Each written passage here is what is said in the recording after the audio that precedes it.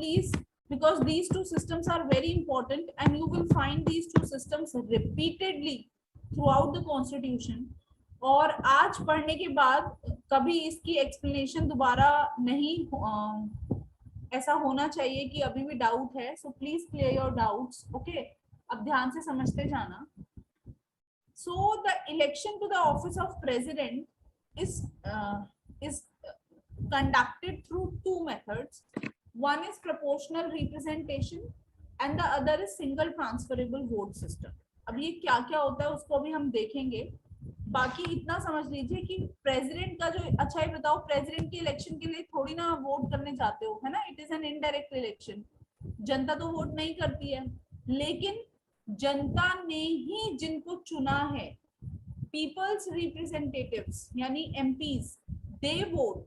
तो ultimately it is considered as the voice of people or the voice of the citizenry is ultimately voting in the election of the president. Therefore he is called as the elected head. Okay, so he comes through a election and the election procedure involves two systems, two methods. First being the proportional representation and the second being single transferable vote system. Right now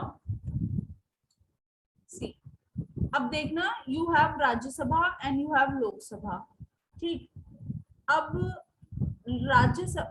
Rajya Sabha में you have 245 seats total, where 12 are nominated and 233 are elected. And in Rajya Sabha, the total number of seats which are filled are 545, of which 2 are nominated and 543 are elected. ठीक है. अब ये Anglo Indian वाला हम case हटा सकते हैं, which has been removed with the new amendment, right? Anyways, ये स्टेट का दे रखा है, जो नीचे आपको दिख रहा है, legislative council and legislative assembly. ठीक, ऐसे हर स्टेट में होगा. स्टेट 1, स्टेट 2, स्टेट 3, जैसे 20 यू हैव 29 स्टेट्स. तो सारी स्टेट्स की क्या है, अपनी लेजिस्लेटिव असेंबलीज हैं. और लेजिस्लेटिव असेंबली में कौन बैठे हैं, MLAs, राइट. सो जो राज्यसभा और लोकसभा में बैठे हैं, they are member of parliament, जिनको आप MP बुलाते हो. रिद्धि नॉमिनेट होता है, जो इलेक्शन के थ्रू नहीं आते हैं, प्रेसिडेंट उनको नॉमिनेट करते हैं. कैसे करते हैं वो बताएंगे, अभी आ रहा है. ठीक है. नॉमिनेशन का मतलब यही तो होता है कि आपका नाम सजेस्ट किया गया है, आपको उसके लिए सीधा नाम दिया गया है किसी और कॉमन ग्राउंड पे, पर आप इलेक्शन के थ्रू नहीं आए. Okay, all right. अब देखिए, प्रेसिडेंट को इलेक्ट करने के लिए एक नई बॉडी बनाई जाती है, एक ग्रुप समझ लीजिए, जिसको हम बोलते हैं इलेक्टोरल कॉलेज. ठीक है. इलेक्टोरल कॉलेज मतलब जो इलेक्शन का काम कर रहा है. ठीक. This electoral college consists of only elected members. इसमें कौन होते हैं, सिर्फ इलेक्टेड. ध्यान से सुनिएगा, प्रेसिडेंट का इलेक्शन इलेक्टोरल वर्ल्ड में ही इलेक्ट दिख रहा है, यहीं से बना है ये word. So this college will have only elected members, यानी कि पूरी इंडिया, पूरी स्टेट का कोई भी कॉम्पोजिशन, कोई भी ऑफिस जहां पर कोई नॉमिनेट होकर आया है, वो इस इलेक्टोरल कॉलेज का पार्ट नहीं हो सकता. Means the person can not participate in the election of the president. Right. अब अपने दिमाग से सोचो, खुद सोचो, इलेक्टेड मेंबर्स कौन कौन से होते हैं. मतलब जनता कहाँ कहाँ पर वोट करती है इलेक्शंस में. पहला तो जनता वोट करेगी एमपीज के लिए, है ना. You go and you won't for the Lok Sabha elections में पार्ट करते हो, इलेक्शंस में वोट करते हो. So the elected MPs. दूसरा स्टेट असेंबली के इलेक्शंस हो गए, सो इलेक्टेड एमएलएस. ठीक है. ये दोनों लोग. Also the elected MLAs of Delhi and Puducherry, because they have a state legislature. ठीक है. ये दो हमारी यूनियन टेरिटरीज ऐसी हैं जहां पर आपके पास, it is missing here, लिख सकते हो,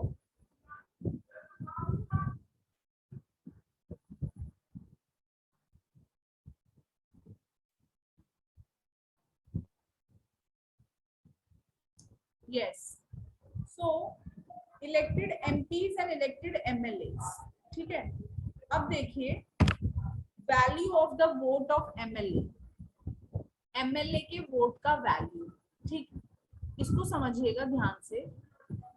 हमने ये देखा कि एमपीज की और MLAs will take part, right. अब देखते हैं मैम, प्रेसिडेंट के इलेक्शन में एमएलएस के वोट की ज्यादा वैल्यू है या एमपीज की? मतलब स्टेट, एमएलए का मतलब क्या हो गया, रिप्रेजेंटेटिव ऑफ स्टेट। तो स्टेट का से ज्यादा है या सेंटर का से ज्यादा है? ध्यान से देखना, समझना किस तरह से, कितना beautifully the constitution has been made. Okay, now see, अब हम पहले ये देखते हैं कि जो एमएलए वोट करते हैं, अच्छा मुझे ये बताओ किसका नंबर ज्यादा होगा, एमपीज का या एमएलए का? किसका नंबर ज्यादा होता है?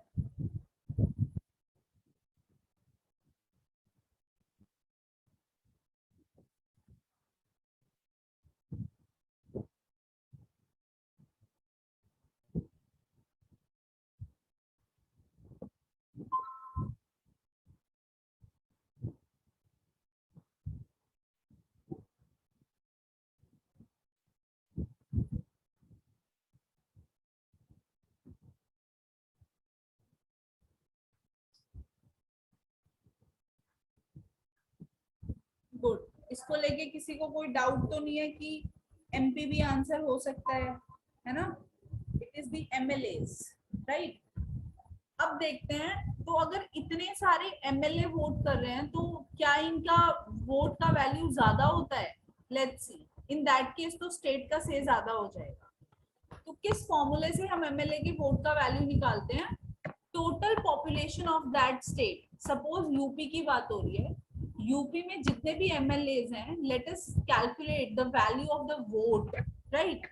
So the total population of UP divided by total number of elected MLA in that state, ठीक है। डिवाइड कर देंगे कितने एमएलए इलेक्टेड हैं, multiplied by, this is multiplication, 1/1000। अब ये 1000 से क्यों इसको डिवाइड किया है? बेसिकली ताकि जो पॉपुलेशन है that will be a very big number, उसको रिड्यूस करने के लिए, ताकि नंबर हमारे पास सिंपल हो जाए, हमने इसको 1000 से क्या किया है, सिंपली डिवाइड किया है। तो total population of a state divided by total number of the elected MLA, ठीक है। ये तो होता है value of the vote of MLA, ठीक। Then we have value of the vote of MP. अब एमपी का देखते हैं, सेंटर की बात हो रही है, तो total value of the votes of all elected MLA, ठीक, जितने भी इलेक्टेड एमएलए हैं उनका total value divided by total number of elected MP. ये दोनों फॉर्मूले हैं, इनको लेके बहुत ज्यादा परेशान नहीं होना है, ये ही क्यों लिखा, वो क्यों नहीं लिखा।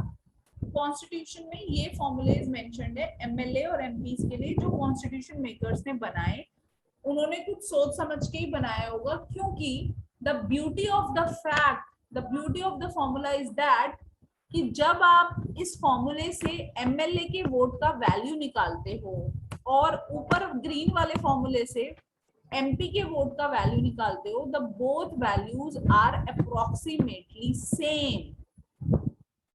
सी, value of the vote of all MLAs comes out to be equal to the value of the vote of all MPs.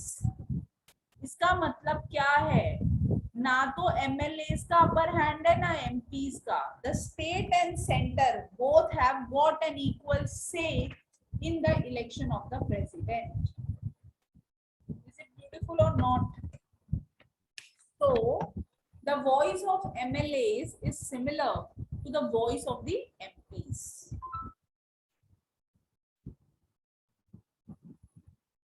So state legislature has equal British to that of central legislature. Equal British नहीं आएगा, equal value आएगा, equal position और equal value.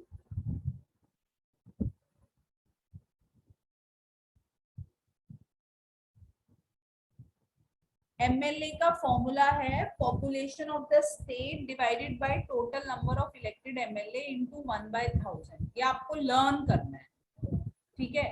Class देख रहा हूँ मैं। फॉर्मूले से आप एमएलए की वोट की वैल्यू निकालते हो। अब जब ये वैल्यू निकालते हो और एमपी की वैल्यू निकालते हो तो दोनों वैल्यू सेम आती हैं। इसका मतलब स्टेट और सेंटर दोनों का सेट सेम है। No one has got a superiority और inferiority concept. Yes Dishant? Sorry for disturbing, ma'am. Actually, it's very silly doubt. Please But ask. yeah, ma'am. But I have a doubt that the MLA mentioned in this formula of MP, does this include the MLA of all the states or that particular state?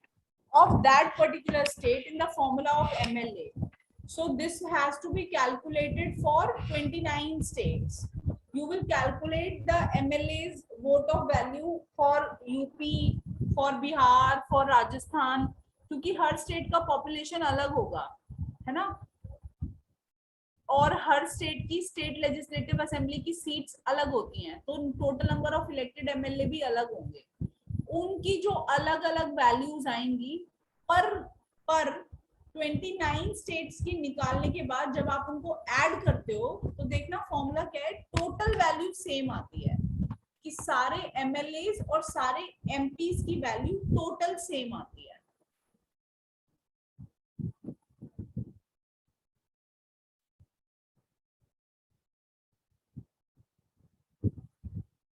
You can also take it for example, UP का मैं एक example लेके बताती हूँ।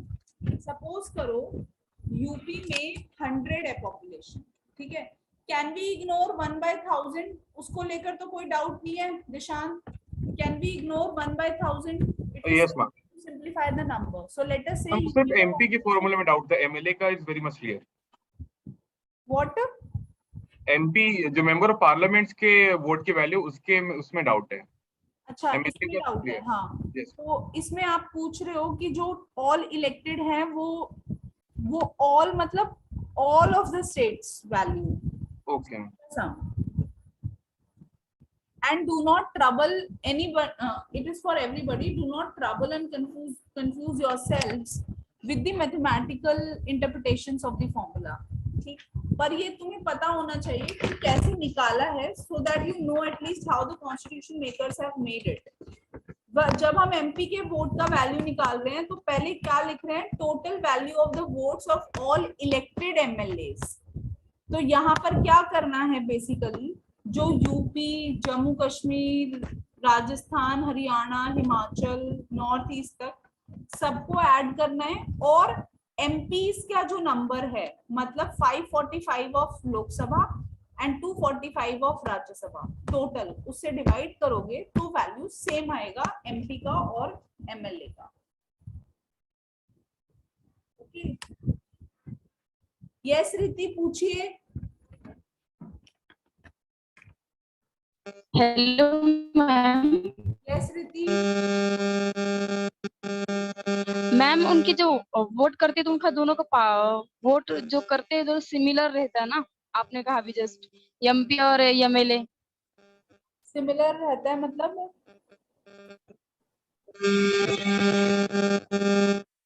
आप vote मतलब की value अभी आपने कहा ना इसमें लिखा है। यस मैम, दोनों की वैल्यू जो भी है वोटिंग की वो सेम है, राइट? हाँ, सपोज करो कि आप अपनी क्लास के लिए किसी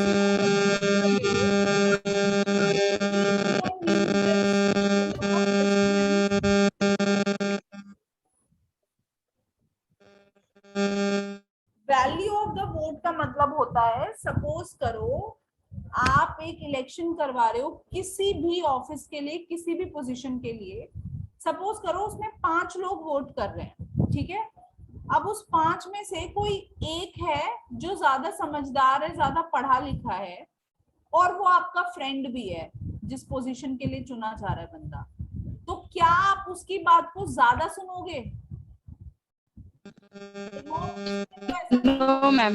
पावर का वैल्यू ऑफ द वोट का मतलब क्या होता है, चाहे कोई रिक्शा वाला वोट कर रहा है चाहे अंबानी वोट कर रहा है, दोनों के वोट की वैल्यू सेम है। 1 वोट 1 वैल्यू।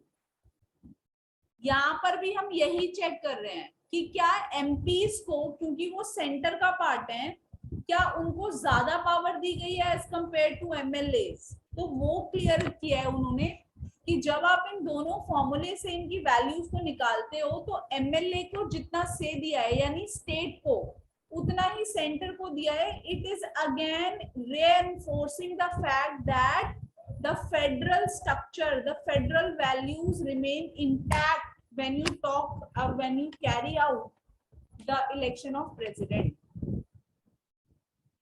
फेडरलिज्म तो है सेंटर और स्टेट को कंपेयर करना और उसकी बात करना।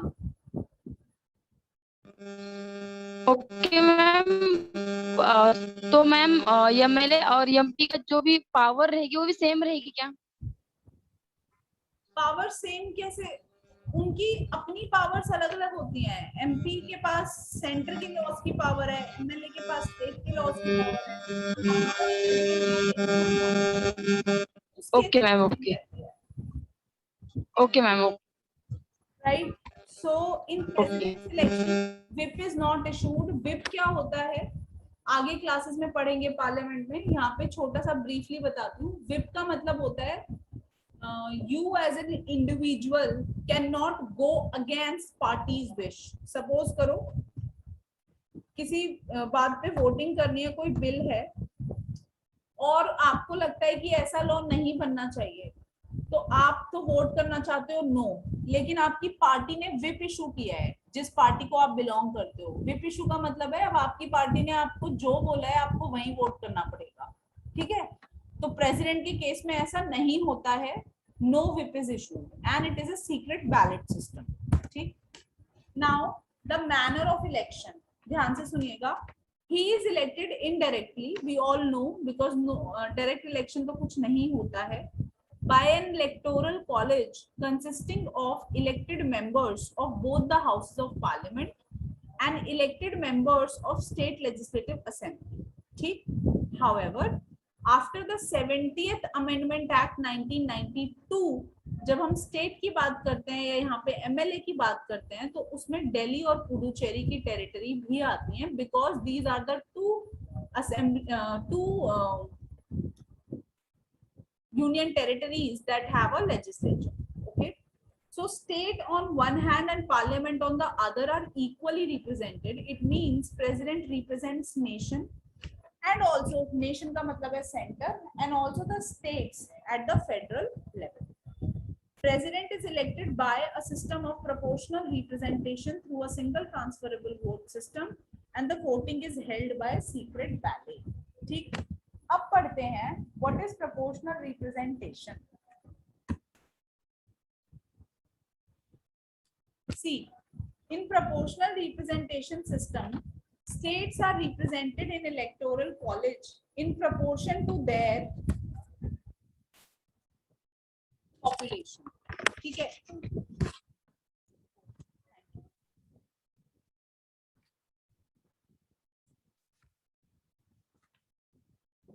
So states are represented as of now according to the 1971 census where UP has the largest population, okay।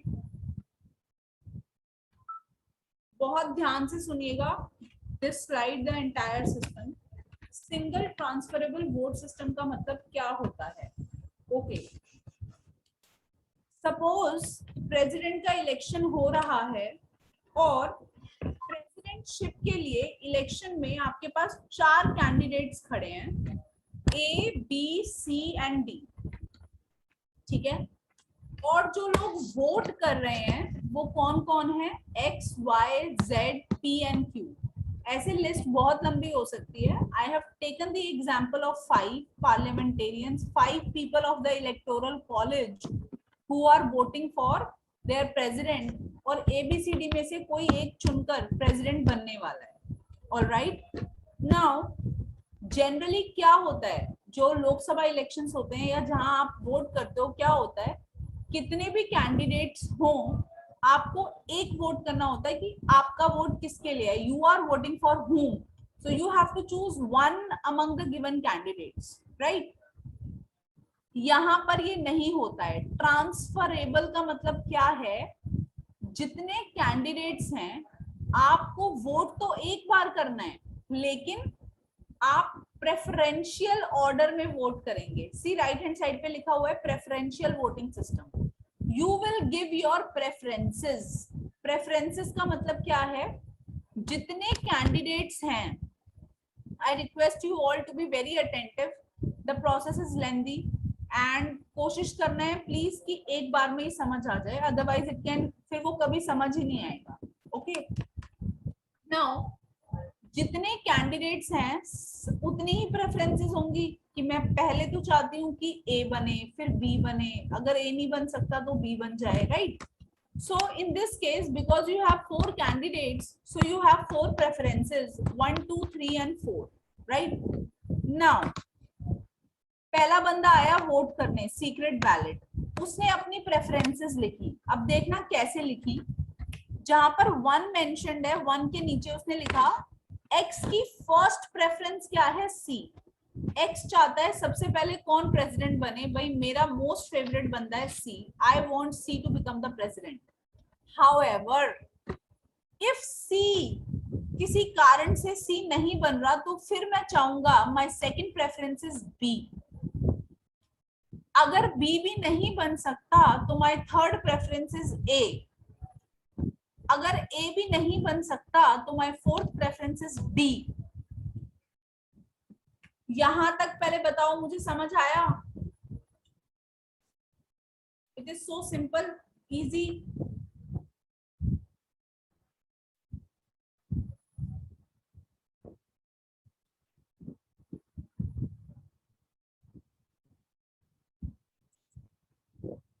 Similarly पांचों कैंडिडेट्स आएंगे और अपनी अपनी प्रेफरेंस लिख कर जाएंगे। Y ने भी लिख दिया फर्स्ट प्रेफरेंस है A, Y का सेकंड प्रेफरेंस है C, फिर D, फिर B। ऐसे ही Z का फर्स्ट प्रेफरेंस है A, सेकंड प्रेफरेंस है C, फिर D, फिर B। इस तरह से पांचों कैंडिडेट्स आए और अपनी चारों प्रेफरेंस सीक्रेटली लिखकर चले गए।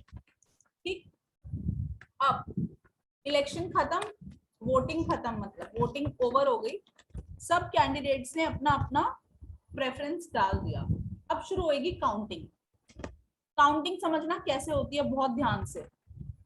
फर्स्ट राउंड लिखा है सेकंड टेबल में, मतलब फर्स्ट राउंड ऑफ काउंटिंग हो रही है। इसमें हम क्या करेंगे, हमारे पास 4 कैंडिडेट्स थे तो मैंने चारों कैंडिडेट्स का टेबल बना लिया ABCD येलो में। अब मैं फर्स्ट राउंड में ये चेक करूंगी कि कितने लोग हैं जो ये चाहते हैं कि A प्रेसिडेंट बने। जो ये चाहते होंगे कि A प्रेसिडेंट बने, उनकी फर्स्ट प्रेफरेंस क्या होगी? A। तो मैं ये चेक करूंगी कि कितने लोगों ने A को 1 नंबर दिया है। ठीक है, समझ आया?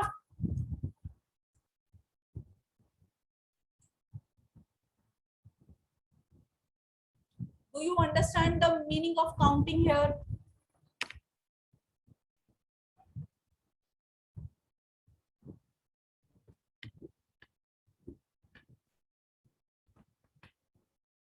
भाई जनरल इलेक्शंस जब होते हैं, नॉर्मल जब आप वोट डाल के आते हो उसमें काउंटिंग होती है। उसमें सिंपल क्या चेक करते हैं हम, बस जितने कैंडिडेट्स हैं उसमें से सबसे ज्यादा वोट जिसको मिली है वो जीत जाता है ना? यही होता है। यहाँ पर हम क्या चेक कर रहे हैं, क्योंकि सबने प्रेफरेंसेस लिखी हैं तो हम ये चेक कर रहे हैं A को कितने लोगों ने फर्स्ट प्रेफरेंस दिया है। जैसे X, एक तो Y ने दी है, एक Z ने दी है। तो अगर मैं इन 5 की बात करूं, सिर्फ ऊपर वाली पिंक टेबल की, तो फर्स्ट राउंड का आंसर A का क्या आएगा? 2, right? There are only 2 people who have given A as the first preference. There are 2 people who want A to become their president. अब रिति समझ आया?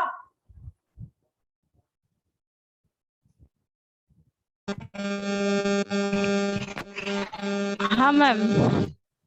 ओके, तो देखना अब यहाँ पर, क्योंकि ये तो 5 ही लोग हैं, नीचे देखना फर्स्ट राउंड में सपोज करते हैं कि 45 लोगों ने जो है voted for A, 44 voted for B, 9 people voted for C and 2 people voted for D.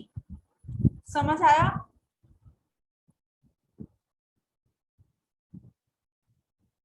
अब देखना, जिस D को सबसे कम प्रेफरेंस मिली है 1, बहुत कम लोग हैं, सिर्फ 2 लोग ऐसे हैं जो फर्स्ट प्रेफरेंस डी को दे रहे हैं, तो डी तो इलेक्शन से क्या हो गए, कंपटीशन से क्या हो गए, फर्स्ट राउंड में आउट। ठीक है, डी विल लीव, डी का नाम तो हटा दिया। ठीक, सिर्फ 2 ही लोग चाहते थे। अब क्या करेंगे, इन 2 लोगों की वोट वेस्ट नहीं जाएगी। ठीक है, क्यों? इन 2 लोगों ने फर्स्ट प्रेफरेंस डी को दिया था ना, पर हमने इनसे और प्रेफरेंसेस भी लिए थे। तो अब मैं इन 2 लोगों का ये चेक करूंगी कि इन 2 लोगों ने फर्स्ट प्रेफरेंस तो चलो इनका काम नहीं आया क्योंकि डी को खास वोट मिले ही नहीं है और डी इलेक्शन से हो गया बाहर, लेकिन इन्होंने सेकंड प्रेफरेंस किसको दी है, अब मैं ये चेक करूंगी। समझ आया? अब देखना, जैसे P और Q था ना मेरी पिंक टेबल में, यही वो 2 लोग थे P और Q जिन्होंने फर्स्ट प्रेफरेंस D को दिया था। अब D तो गया, अब मैं चेक करूंगी कि इनका सेकंड प्रेफरेंस यानी P का C, look at the pink table, P का सेकंड प्रेफरेंस कौन है, C। तो P का वोट +1 किस में कर दूंगी, नेक्स्ट P का सेकंड वोट किसको मिल गया, C को, तो देखना 9 + 1 हो गया। और Q का सेकंड प्रेफरेंस किसको जा रहा है, A को, तो A में +1 हो गया। अब A कितना हो गया 46 और C कितना हो गया 10। अब होगा सेकंड राउंड ऑफ काउंटिंग, फिर से यही प्रोसेस स्टार्ट होगा, क्योंकि हमें कब प्रेसिडेंट 3 नहीं चाहिए, 1 चाहिए। और 1 कब मिलेगा, जब 50% + 1 वोट्स होंगे, है ना, आधे से 1 ज्यादा, 50% + 1, so the second round of voting will start. अब जब हमने सेकंड राउंड स्टार्ट किया तो हमने देखा A को मिल गए 46, B को 44, C के 10 हो गए, अब C बहुत पीछे रह गया। तो सेकंड राउंड में कौन आउट हो गया, X का मतलब ये क्रॉस लगा हुआ है, C में कौन आउट हो गया, तो सेकंड राउंड में C आउट हो गया। लेकिन अब ये जो 10 लोग थे, इन 10 लोगों ने अपनी प्रेफरेंस C को दी थी, लेकिन वो किसी कारणवश काम नहीं आई। तो हम क्या देखेंगे कि इन 10 लोगों ने अपनी सेकंड प्रेफरेंस किसको दी है। ठीक है, अब बस इसी तरह से वो 10 लोगों का नाम चेक होगा और फिर उन्होंने किसको दी होगी, A और B को ही दी होगी, क्योंकि D तो ऑलरेडी आउट है, उतना हम A और B में ऐड कर देंगे। फिर थर्ड राउंड चलाएंगे। अब थर्ड राउंड में तो कैंडिडेट्स ही 2 बचे हैं, डेफिनेटली एक विनर आएगा। तो ऐसा कब तक चलेगा, जब तक आपको 50% + 1 वोट्स नहीं मिल जाते। फाइनली आपके पास लास्ट में, इस केस में तो इक्वल नहीं आ सकता ना,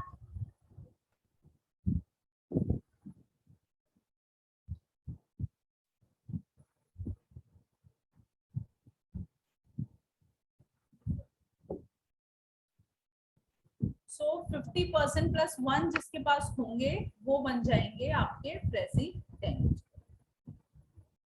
और ये 4 आपको दिख रहे हैं, जनरली ये प्रैक्टिकल सिनेरियो है नहीं, 4 लोग होते नहीं है, देखा नहीं होगा कभी इलेक्शन में, 2 ही होते हैं और पता ही होता है कौन बनेगा प्रेसिडेंट। तो सेकंड राउंड ऑफ वोटिंग की जरूरत भी नहीं पड़ती, फर्स्ट राउंड में ही क्लियर हो जाता है, इट्स आइदर A और either B।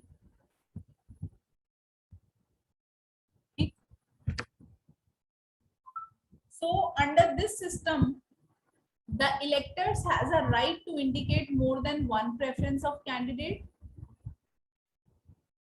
and he can indicate as many preferences as there are candidates in the contest. अब समझ लीजिए, जिनको नहीं समझ आया है फिर से रिपीट कर रही हूँ। In the first round of voting, ये सेकंड टेबल ही है, सिर्फ फर्स्ट प्रेफरेंस काउंट होंगे।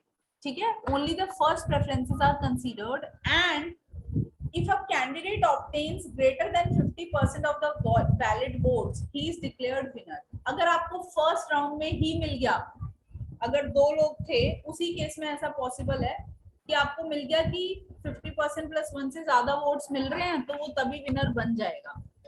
अगर नहीं हो रहा है, इफ नॉट, तब candidate with the least number of first preference, जो इस केस में कौन था, डी था, जिसको सबसे कम फर्स्ट प्रेफरेंस मिले थे, वो गेम से आउट हो जाएगा, तो he is eliminated and the second preference of his votes are distributed among the remaining candidates. hold the koi baat nahi. And again majority of 50% is seen and the process continues till it is about the 2% and you get a clear winner with 50% plus 1 vote. This is the single transferable vote system, which is not explained in Lakshmikant, which is not explained anywhere.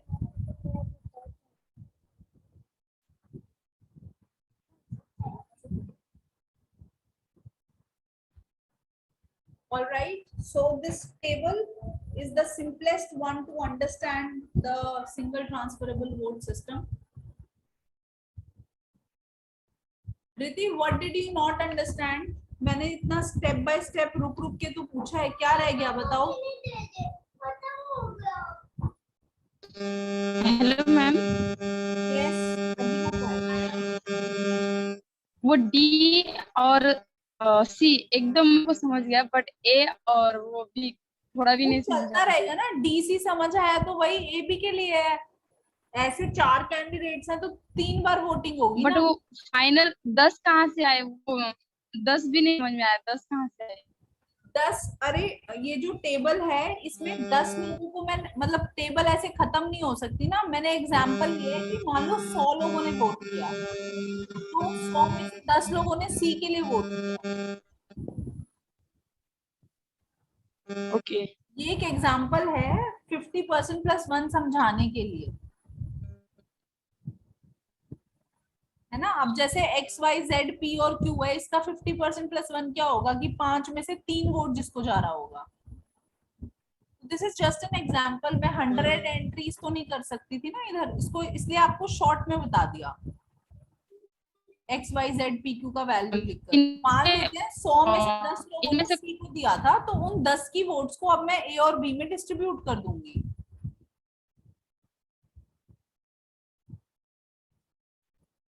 इस तरह से इस process के क्या क्या फायदे हैं वो मैं अभी पूछूंगी आपसे, कि क्यों रखा है हमने प्रेसिडेंट के सिस्टम को ऐसा, सिंपल क्यों नहीं रखा। वो आपको समझ आना चाहिए, जिनको समझ आया है सिस्टम।